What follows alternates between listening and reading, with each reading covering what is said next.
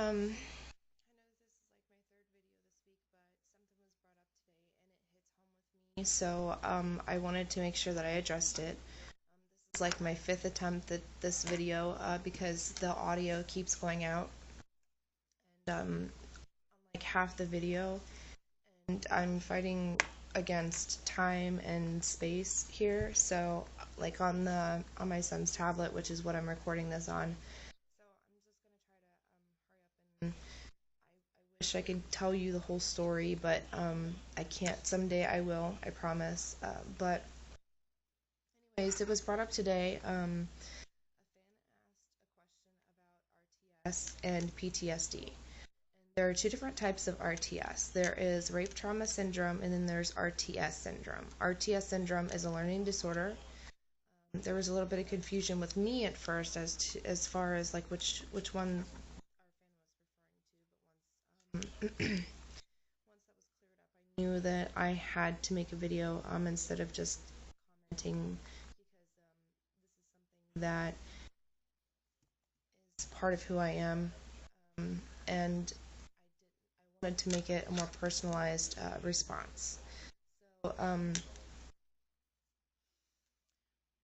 RTS, rape trauma syndrome, and PTSD sort of go hand in hand with one another. Usually, when somebody goes through something traumatic like that, there is a possibility that they're going to go through PTSD, which is post-traumatic stress disorder, or post-traumatic syndrome. It really just depends on who you ask. But from 15 to 18, for 2.5 years, I was physically, mentally, verbally, sexually abused. I was put in a situation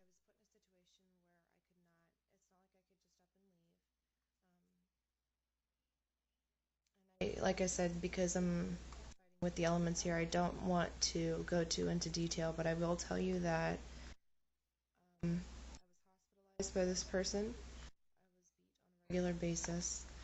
I have scars from this person. He tried to kill me several times, and one time he drove through a chain link fence trying to get to me. He repeatedly rammed a tree with his car trying to get to me. And one day it was I was supposed to work that evening, and he wanted me to do something for him, and I said no because I had to work. And he got pissed off, and he decided that he was going to beat me. And we started arguing. And at this point, after 2.5 years, I had learned to just, if I didn't fight back, it was going to be over that much quicker.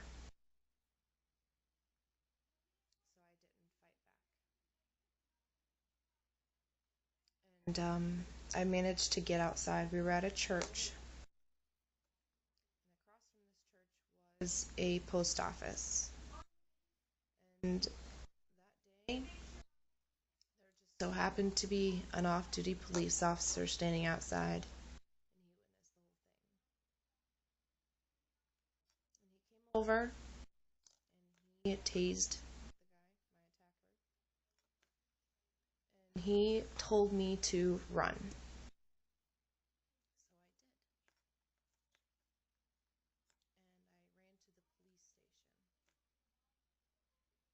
station. And I was able to get myself out of that situation, but that was still my life for 2.5 years. Every day.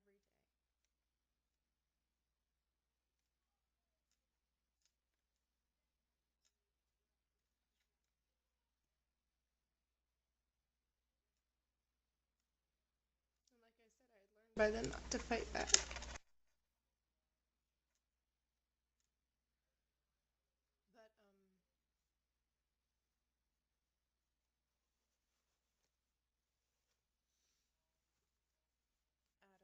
who was the first man I've ever loved,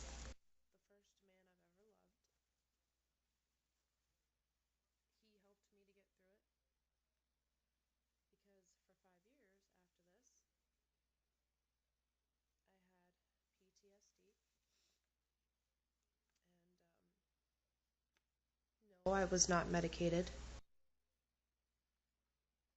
I was in counseling, and just like our fan had dealt with, has dealt with, I too was asked, what did you do to provoke it? Nobody deserves to go through what I did. And just I can't understand why somebody would ask something like that. And of course, my counselor was a man too. So I stopped talking about it, and I had nightmares every single night. I would wake up screaming, fighting in my sleep. And I had a really hard time trusting people, men in particular, for a long time after that. This was over 10 years ago. And yes, I really am that old. I ended up changing. I changed my name, not legally, but I changed what I go by. Jet is not my real name. Chelsea is my real name. I changed my appearances. Sorry. I changed everything about me. I moved several hundred miles away. And I stopped talking to anybody that that was associated with this person. And I was stalked for a while, as was Adam. And a brick was put through our sliding glass door once. And the thing is that this person's brother was the chief of police, which hurt the most because he could make it just disappear.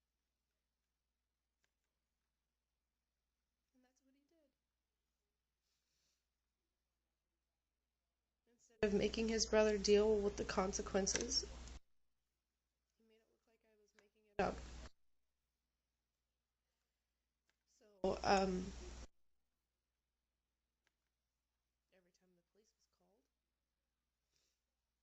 he would go to jail for the night. And that's it. Um, After I got myself out of that situation, though,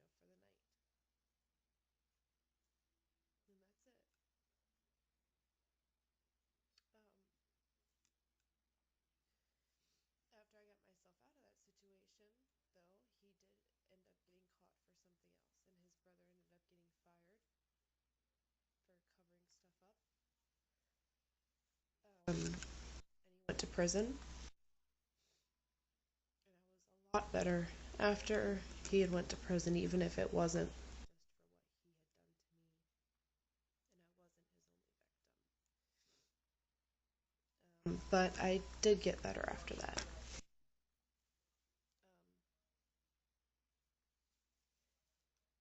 got out of prison in February of this year, and it was very hard for me. For a while, I had nightmares again. And again, Adam helped me through it. But the purpose of this video is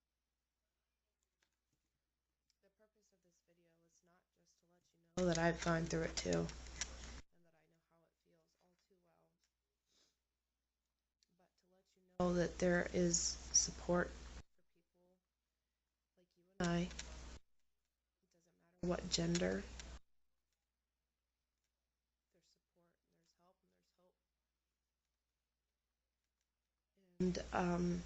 and there's help, and there's hope. And the organization that helped me through this is called RAINN. RAINN. It's Rape, Abuse, Incest National Network. And they have a 24-hour hotline, and you can even talk to somebody online, and you can do it all anonymously.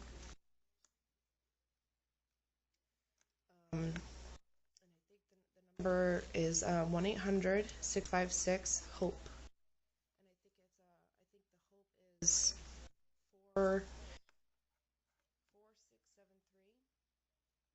1-800-656-4673.